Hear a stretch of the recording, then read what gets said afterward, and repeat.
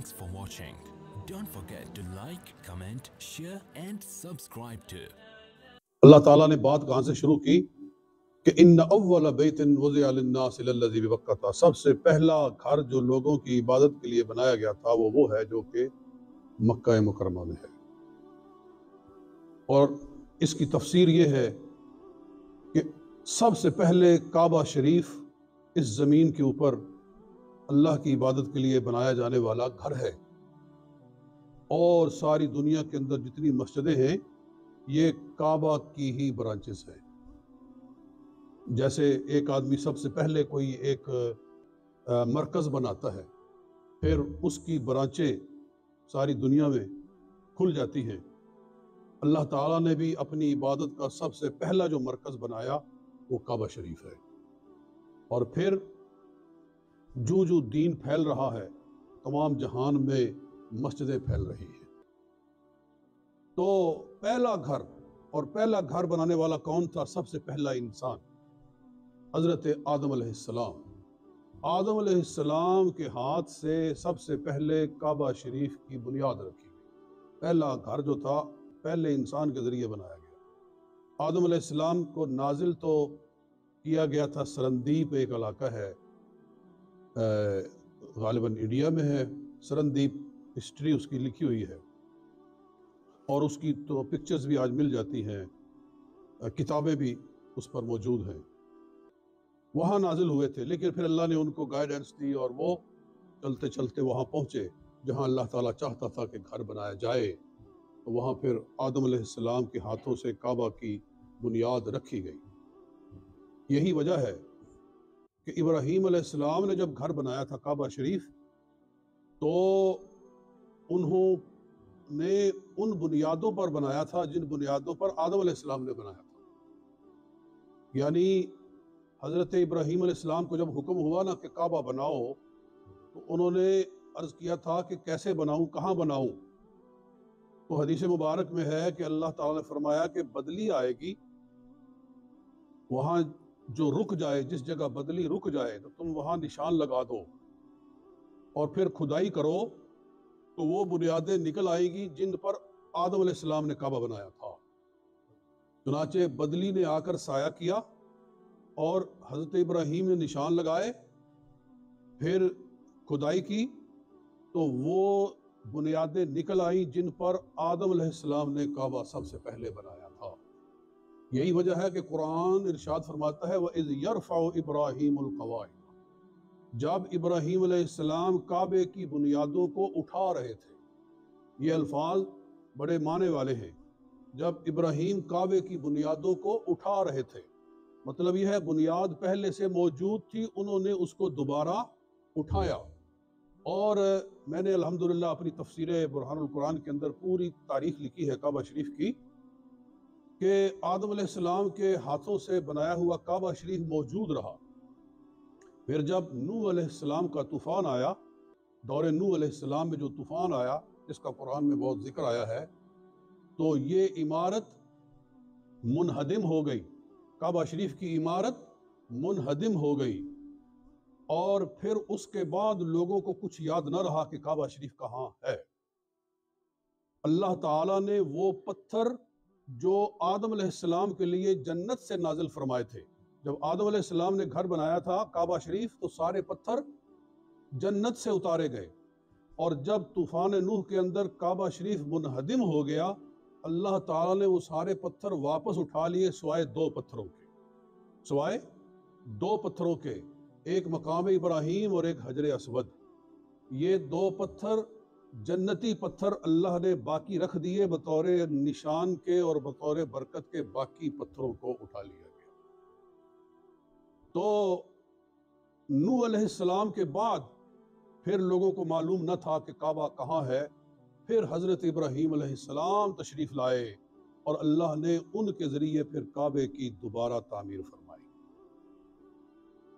تو ابراہیم علیہ السلام نے چونکہ کعبہ شریف کی دوبارہ تعمیر فرمائی اور اس جگہ فرمائی، یہ بڑی راز کی باتیں ہیں، سننے والی ہیں، سمجھنے والی ہیں کہ یہیں کیوں کعبہ شریف کو بنایا گیا۔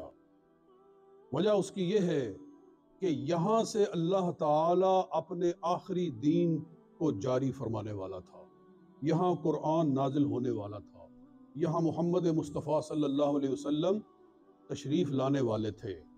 اس لیے حضرت ابراہیم علیہ السلام کو وہاں سے حکم ہوا کہ فلسطین سے اپنے بچے کو اٹھاؤ اور یہاں لا کر اس کو بٹھاؤ۔ یہاں آپ نے اپنی ایک ذریت کو چھوڑا، اپنی ایک نسل کو چھوڑا، اور پھر اس ذریت سے اللہ تعالیٰ نے رسول پاک صلی اللہ علیہ وسلم کو مبعوث فرمایا۔ اور یہ وہ علاقہ ہے جس کے اندر سوائے حضرت اسماعیل علیہ السلام کے کوئی اور نبی پہلے نہیں آیا تھا۔ اس علاقے میں حضرت اسماعیل علیہ السلام کے بعد بھی کوئی نبی نہیں آیا۔ تنہا اس علاقے میں پیدا ہونے والے جو نبی ہیں وہ رسول پاک صلی اللہ علیہ وسلم ہیں۔ حضرت اسماعیل علیہ السلام بھی وہاں سے لائے گئے تھے اور یہاں بٹھائے گئے تھے۔ تو عرض میں کر رہا ہوں کہ تفسیر کر رہا تھا اس چیز کی کہ جو اللہ نے فرمایا ان اول بیت، کہ سب سے پہلا وہ گھر وضع للناس جو لوگوں کی عبادت کے لیے بنایا گیا تھا، للذی ببکہ، وہ ہے جو کہ مکہ مکرمہ کے اندر ہے۔ یہ سب سے پہلا گھر ہے۔ فرمایا فیہ آیات، اس میں بڑی نشانیاں ہیں، بڑی نشانیاں ہیں۔ وہ نشانیاں آپ کو نظر آ رہی ہیں، یہ صفا و مروہ یہ اللہ تعالیٰ کی نشانیاں ہیں۔ فرمایا ان الصفا والمروہ من شعائر اللہ، صفا و مروہ اللہ کی نشانیوں میں سے نشانیاں ہیں، وہ اللہ کی نشانیاں ہیں۔ حجر اسود اللہ کی نشانی ہے، اور مقام ابراہیم کا اللہ نے خود نام لے لیا کہ فیہ آیات بینات، وہاں بڑی نشانیاں ہیں مقام ابراہیم، جیسے کہ مقام ابراہیم اللہ تعالیٰ نے مقام ابراہیم یعنی وہ پتھر جس کے اوپر کھڑے ہو کر حضرت ابراہیم علیہ السلام کعبہ بنا رہے تھے۔ تاریخ میں آتا ہے کہ پہلے آپ یوں بنا رہے تھے، پتھر لگا رہے تھے، اور جب عمارت بلند ہو گئی تو آپ پریشان ہوئے کہ اب اس کو اوپر کیسے اٹھایا جائے، تو یہ پتھر جو مقام ابراہیم ہے اللہ کے حکم سے بلند ہوتا تھا۔ سوری، آپ متوجہ رہے، میری طرف بات ہو رہی تھی کہ جیسے لفٹ نہیں ہوتی، اٹھا لیتی ہے، اوپر لے جاتی ہے، نیچے لے آتی ہے، اس پتھر کو اللہ تعالیٰ کا حکم ہوا تو یہ ابراہیم علیہ السلام کو اور ساتھ جو کچھ بھی آپ اٹھا کر پتھر وغیرہ اوپر لے جانا چاہتے تھے یہ اٹھا کر لے جاتا تھا اور نیچے بھی لے آتا تھا۔ تو اس کے اوپر کھڑے ہو کر چونکہ آپ نے کعبہ بنایا، اللہ نے اس پتھر کو یہ شان عطا فرمائی کہ قیامت تک اس کو بطور نشانی کے کعبہ کی ہسٹری کے اندر اور کعبہ کے سامنے اس کو رکھا ہوا ہے۔ یہ پتھر میں آپ کو اس کی ایک ہسٹری بتاؤں، یہ پہلے کعبہ شریف کے دوسرے کونے میں لگا ہوا تھا، ایک کونے میں حجر اسود لگا ہوا تھا اور دوسرے کونے کے اندر مقام ابراہیم لگا ہوا تھا۔ دونوں کونوں کے اندر دو پتھر لگے ہوئے تھے، اور میں نے بتایا کہ یہ جنت سے اتارے گئے تھے۔ نبی اکرم صلی اللہ علیہ وآلہ وسلم کے زمانے میں ایسے ہی تھا، اور حضرت ابو بکر صدیق کی جب خلافت آئی تو اس وقت بھی یہ دونوں پتھر ایسے ہی رہے، دونوں کونوں میں رہے۔ حضرت عمر فاروق رضی اللہ تعالیٰ عنہ کے دور خلافت میں آپ نے یہ فیصلہ کیا، حضرت عمر فاروق نے یہ فیصلہ کیا کہ مقام ابراہیم کے سامنے کھڑے ہو کر نماز پڑھنے کا حکم ہے۔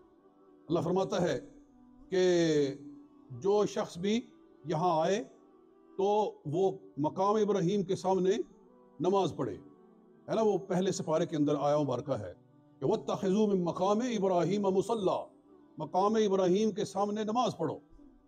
تو آپ نے کہا کہ یہاں لوگ نماز شروع کرتے ہیں، ادھر لوگ طواف کر رہے ہوتے ہیں، تو طواف کرنے والوں اور نماز پڑھنے والوں کا آپس میں کلیش ہوتا ہے، ٹکراؤ ہوتا ہے، کیوں نہ اس کو اٹھا کر ذرا پیچھے کر دیا جائے۔ تو مقام ابراہیم کو یہاں سے ہٹا کر پیچھے کر دیا گیا، اتنا کہ لوگ آسانی سے طواف کر سکیں، کیونکہ اس زمانے میں لوگ طواف کرنے والے اتنے ہی تھے۔ انہوں نے سمجھا کہ اس کو تھوڑا سا پیچھے کر دیا گیا تو ٹھیک ہے، لوگ گزرتے رہیں گے۔ یہ تو اب اتنا رش ہو گیا ہے کہ مقام ابراہیم کہاں رہ گیا ہے اور رش کہاں چلا گیا ہے۔ بہرحال مقام ابراہیم کو حضرت عمر فاروق رضی اللہ تعالی عنہ نے اٹھا کر پیچھے کیا تھا، اور یہ جو آیا مبارکہ ہے نا، یہ بھی ان کی رائے پر نازل ہوئی تھی. یہ بھی اس کے ساتھ چیز لگ جاتی ہے کہ جب رسول پاک صلی اللہ علیہ وسلم نے مقام ابراہیم کی فضیلت بیان کی تو وہ کہنے لگے کہ اولا نتخذہ مصلا، کیا ہم مقام ابراہیم کے سامنے نماز نہ پڑھا کریں؟ یہ حضرت عمر فاروق نے عرض کیا تھا. اللہ نے آیت نازل فرمائی بالکل انہی لفظوں کے اندر کہ واتخذوا من مقام ابراہیم مصلا، کہ مقام ابراہیم کے سامنے نماز پڑھا کرو. قرآن کی وہ آیتیں جو حضرت فاروق اعظم کی رائے پر نازل ہوئی ہیں، ان میں سے یہ آیا مبارکہ بھی ہے. قرآن کے اندر 17 آیات مقدسہ ہیں جو فاروق اعظم کی رائے پر اللہ نے نازل فرمائی. پوری کتاب لکھی ہے اس پر حضرت امام جلال الدین سیوطی رحمۃ اللہ علیہ الرحمہ نے قطف الثمر فی موافقات عمر. آپ کی کتاب الحاوی للفتاوی کے اندر یہ آپ کا رسالہ ہے، موجود ہے کہ وہ آیتیں جو حضرت فاروق اعظم کی رائے پر نازل ہوئی، ان میں سے ایک یہ بھی ہے. ان میں سے شراب کا حرام کرنا بھی ہے، اور اسی طرح دیگر آیات بھی ہیں. اور بدر کے قیدیوں کے بارے میں جو آیتیں نازل ہوئی وہ بھی انہی کی رائے پر نازل ہوئی. تو میں یہ کہہ رہا ہوں کہ مقام ابراہیم کو اس طرح پیچھے کیا گیا تھا. اور آج میری ذاتی رائے یہ ہے، اگر اس پر غور کیا جائے تو حضرت عمر فاروق نے اپنے زمانے کے اندر اس کو تھوڑا پیچھے کیا تھا تاکہ طواف کرنے والوں کے لیے آسانی ہو. لیکن آج ظاہر ہے کہ اس کا احترام ایسا ہے کہ اس کو چھیڑنا یہ کسی کے بس کی بات نہیں ہے. لیکن اگر دنیا بھر کے علماء اس بات پر غور کریں تو اگر اس کے مقام کو اور پیچھے لے جایا جائے، تھوڑا سا اور پیچھے کر دیا جائے تاکہ طواف کرنے والوں کے لیے مزید آسانی ہو جائے، تو میرے نزدیک اس کے اندر حرج کوئی نہیں ہے، کیونکہ مقصد آسانی ہے. کہ جس طرح حضرت فاروق اعظم نے، حضرت فاروق اعظم کوئی نبی تو نہیں ہے نا جی، پیغمبر نہیں ہے، کوئی اللہ کی وحی کے ساتھ انہوں نے ایسے نہیں کیا تھا، انہوں نے اپنی رائے کے ساتھ ایسے کیا تھا. تو ایسا ہو سکتا ہے، لیکن اس کے لیے ایک اتفاق ضروری ہے، ایک خیال ہے کہ مزید آسانی ہو جائے گی طواف کرنے والوں کے. کیونکہ جب طواف لوگ کر رہے ہوتے ہیں، درمیان میں جب مقام ابراہیم آتا ہے تو آپ دیکھتے ہیں کہ وہاں ایک رش پڑتا ہے. لیکن ایک بات آگے میں نے کہہ دی ہے، میں آگے اپنی گفتگو کو لے جا رہا ہوں. اللہ تعالیٰ نے فرمایا کہ یہاں اللہ کی نشانیاں ہیں، ان نشانیوں میں سے ایک نشانی مقام ابراہیم بھی ہے. وَمَن دَخَلَهُ كَانَ آمِنًا، میں وہ آیت کی تفسیر کر رہا ہوں. آگے فرمایا اللہ تعالیٰ نے وَمَن دَخَلَهُ كَانَ آمِنًا، اور جو بیت اللہ کے حرم میں داخل ہو جاتا ہے اس کو امن حاصل ہو جاتا ہے. بیت اللہ کا حرم وہ پھیلا ہوا ہے مکہ کے آس پاس، کہیں وہ 2 میل ہے، کہیں وہ 4 میل ہے، کہیں وہ 25 میل تک بھی ہے، کہیں 10 میل تک ہے. وہ علاقہ ہے حرم کا جس کا تعین زمانہ ابراہیم علیہ السلام سے چلا آ رہا تھا. حضور صلی اللہ علیہ وسلم نے بھی اس کو باقی رکھا. وہ حرم کا علاقہ ہے، وہ علاقہ ہے، اس کے احکام ہیں. وہاں کہ کسی خود رو درخت کا کاٹنا جائز نہیں ہے. وہاں خود بخود جو بوٹیاں پیدا ہو جائے، کسی نے اپنے گھر میں اگائی ہوئی ہو تو وہ الگ بات ہے، لیکن جو جنگل کی بوٹیاں ہیں، جنگل کے پودے اور درخت ہیں، ان کا کاٹنا جائز نہیں ہے. جنگل کے وہاں کے کسی جانور کو بھگانا جائز نہیں ہے، اس کا شکار کرنا جائز نہیں ہے، چاہے اس نے احرام پہنا ہو یا احرام نہ پہنا ہو، یعنی عام بھی آدمی ہو، اس کے لیے بھی وہاں کے جانوروں کو بھی اللہ تعالیٰ نے امن عطا فرمایا ہوا ہے. وہاں کے انسانوں کو بھی اور وہاں کے درختوں کو بھی اللہ تعالیٰ نے امن عطا فرمایا ہوا ہے. اس کے بارے میں اللہ فرما رہا ہے من دخلہ کان آمنا، جو وہاں داخل ہو جائے اس کو امن حاصل ہو جاتا ہے. اس لیے امام اعظم ابو حنیفہ کا یہ فتویٰ ہے کہ اگر کسی نے قتل کیا ہوا ہو اور بدلے میں اس پر قتل آتا ہو اور وہ بھاگ کر حدود حرم میں داخل ہو جائے تو جب تک وہ وہاں سے باہر نہ نکلے اس کو قتل نہیں کیا جائے گا، کیونکہ اللہ نے فرمایا جو وہاں داخل ہو جائے اس کو امن حاصل ہو گیا. ہاں آپ فرماتے ہیں لیکن اس کو کھانے کو نہ دیا جائے، اس کو پینے کو نہ دیا جائے تاکہ وہ مجبور ہو کر باہر نکلے اور پھر اس پر شرعی سزا نافذ کی جائے. لیکن یہ اس کے لیے ہے جو باہر قتل کر کے داخل ہو. اگر وہیں رہ کر کرے تو اس پر شرعی سزا وہیں نافذ کی جا سکتی ہے. یہ نہیں کہ جو وہاں کے رہنے والے ہیں وہ جو مرضی کرتے پھرے، ان کے لیے کوئی شریعت ہی نہیں ہے. یہ مقصد نہیں ہے بیان کرنے کا. تو اللہ نے چونکہ فرمایا من دخلہ کان آمنا، جو وہاں داخل ہو گیا اس کو امن حاصل ہو گیا. اور اس کے نیچے میں نے اپنی تفسیر کے اندر وہ واقعات لکھے ہوئے ہیں کہ یہ اللہ کی قدرت ہے کہ اگر ایک جانور کے پیچھے شیر لگا ہوا ہے، کسی جانور کے پیچھے، چھوٹے جانور کے پیچھے کوئی بھیڑیا لگا ہوا ہے، اس کو کھانے کے لیے، اس کو پکڑ کر، اس کو چیر پھاڑ کرنے کے لیے، اور وہ بھاگ کر حدود حرم میں داخل ہو جائے، حدود حرم میں داخل ہو جائے، تو وہ چیتا بھیڑیا واپس چلا جاتا ہے، اس کے پیچھے نہیں آتا. اس کو اللہ کی طرف سے پتہ ہے کہ یہ اب اللہ کے حرم میں داخل ہو گیا ہے. جی ابو رغال ایک آدمی کی قبر تھی، حضور نے اس کی نشاندہی کی تھی کہ یہ قبر ہے ابو رغال کی. ابو رغال کون تھا؟ ابو رغال ایک شخص تھا قوم ہود کا، ہود علیہ السلام کی قوم کا. جب ان پر عذاب الہی آیا تو پتھر برسائے گئے ان کے اوپر. ایک پتھر اس کے نام کا بھی اترا، لیکن وہ اس وقت حدود حرم میں تھا. وہ بندہ اس وقت حدود حرم میں تھا، اس کا پتھر ہوا میں معلق رہا. جیسے ہی وہ حرم سے باہر نکلا اس پر پتھر گرا اور اس کو ہلاک کر دیا گیا. یعنی یہ اللہ تعالیٰ نے اس جگہ کو امن والا علاقہ بنا دیا ہے، حدود حرم کو.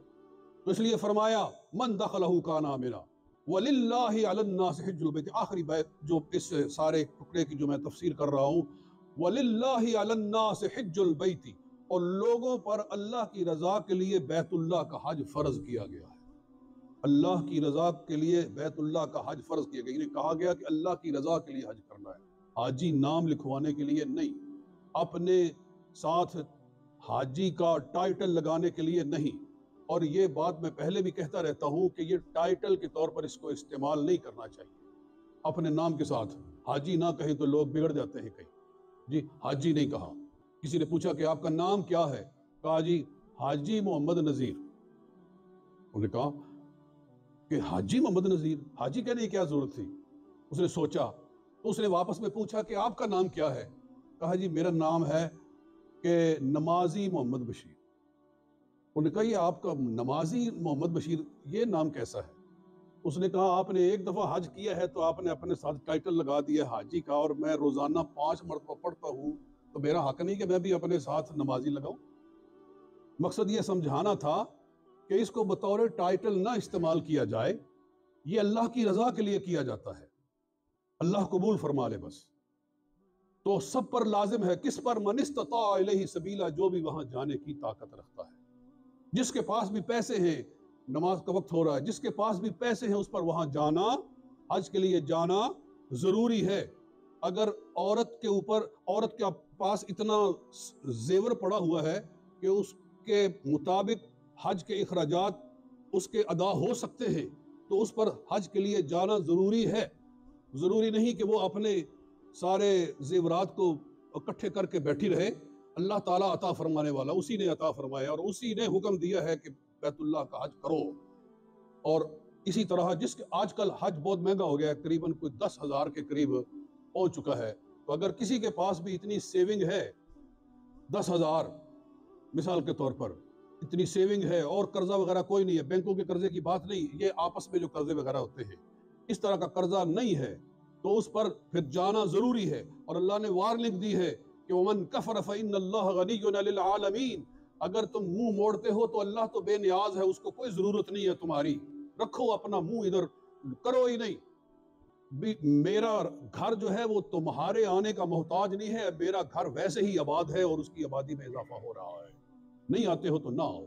اور حدیث پاک حضور علیہ السلام نے فرمایا جس پر حج فرض ہو اور 3 سال گزر جائیں، 3 سال گزر جائیں اور حج فرض ہونے کے باوجود وہ حج کی تیاری نہ کرے تو کتب عند اللہ محروما، اللہ کے ہاں لکھ دیا جاتا ہے کہ یہ بندہ اللہ کی رحمت سے محروم ہے.